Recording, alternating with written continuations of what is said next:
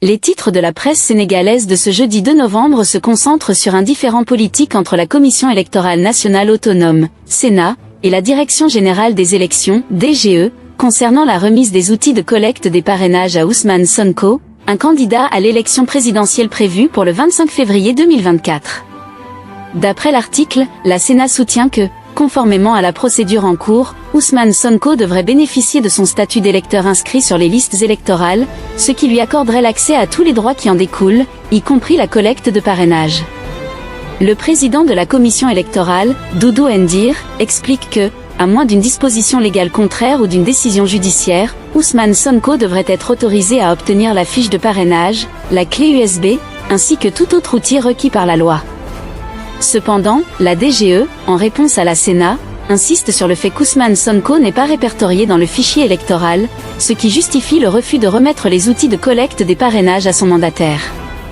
Tanor Thiandella Fall, de la DGE, fait référence à l'ordonnance numéro 23 du 6 octobre 2023 de la première chambre administrative de la Cour suprême pour appuyer cette position. La presse sénégalaise exprime diverses opinions sur cette situation. Certains médias estiment que la DGE reste intransigeante dans sa position, arguant que le leader de l'opposition, Ousmane Sonko, ne devrait pas être autorisé à participer à l'élection présidentielle de 2024. D'autres mettent en avant la possibilité d'un rebondissement dans l'affaire, car la Sénat rappelle qu'elle a le pouvoir, en vertu du code électoral, de se substituer à la DGE pour remettre les outils de collecte de parrainage à un candidat.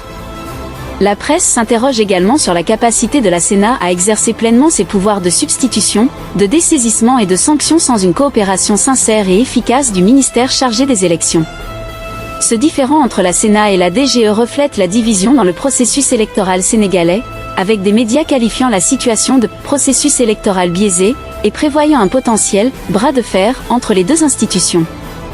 La polémique soulevée par cette affaire continue de faire les gros titres et suscite des débats au sein de la société sénégalaise, car la décision finale pourrait avoir un impact significatif sur le paysage politique en vue des élections présidentielles à venir.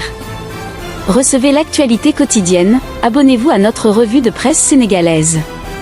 Restez informés et ne manquez plus aucune actualité importante au Sénégal. Abonnez-vous à notre service de revue de presse quotidienne pour recevoir les derniers développements directement dans votre boîte de réception. Soyez au fait des sujets brûlants, des événements politiques, des analyses pertinentes et des nouvelles du jour. Abonnez-vous dès aujourd'hui et soyez un citoyen bien informé.